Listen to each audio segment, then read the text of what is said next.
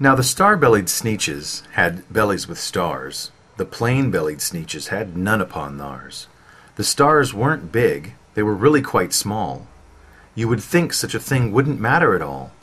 But because they had stars, all the star-bellied Sneetches would brag, "We're the best kind of Sneetch on the beaches." With their snoots in the air, they would sniff and they'd snort.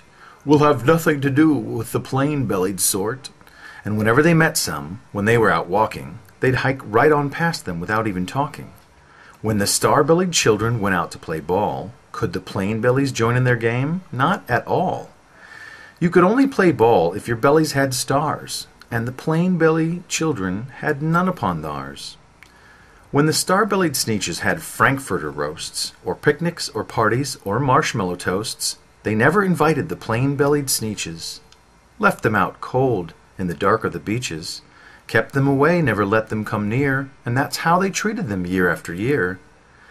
Then one day, it seems, while the plain-bellied Sneetches were moping, just moping alone on the beaches, sitting there wishing their bellies had stars, up zipped a stranger in the strangest of cars.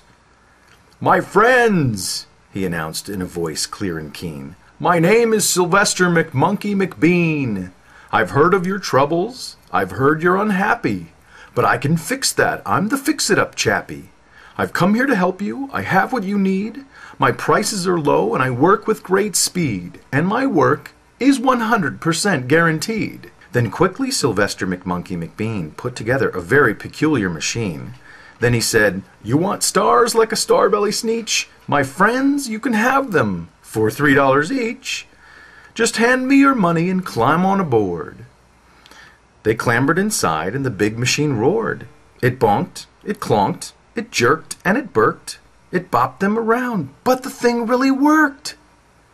When the plain-bellied Sneetches popped out, they had stars.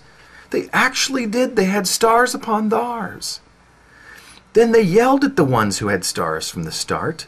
"We're exactly like you. You can't tell us apart. We're all just the same now, you snooty old smarties. Now we can come to your Frankfurter parties." "Good grief," groaned the ones who had stars from the first.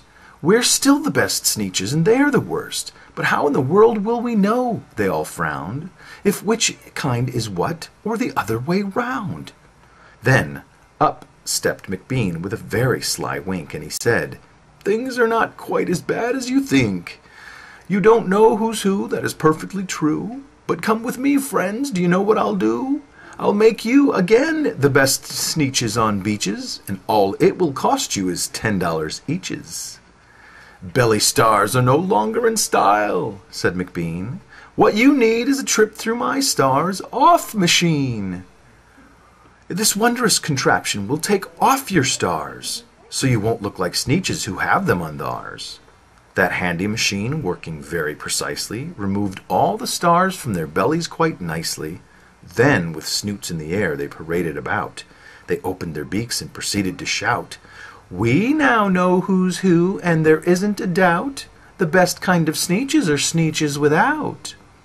Then, of course, those with stars all got frightfully mad. To be wearing a star now was frightfully bad.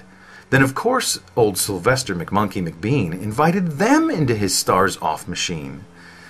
Then, of course, from then on, you can probably guess, things really got into a horrible mess. All the rest of the day on those wild screaming beaches, the fix-it-up chappie kept fixing up Sneetches. Off again, on again, in again, out again, through the machine and back round about again, still paying money, still running through, changing their stars every minute or two, until neither the plain nor the star-bellies knew whether this one was that one, or that one was this one, or which one was what one, or what one was who.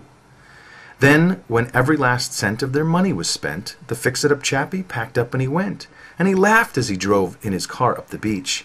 "They never will learn, no you can't teach a Sneetch." But McBean was quite wrong, I'm quite happy to say. The Sneetches got quite a bit smarter that day.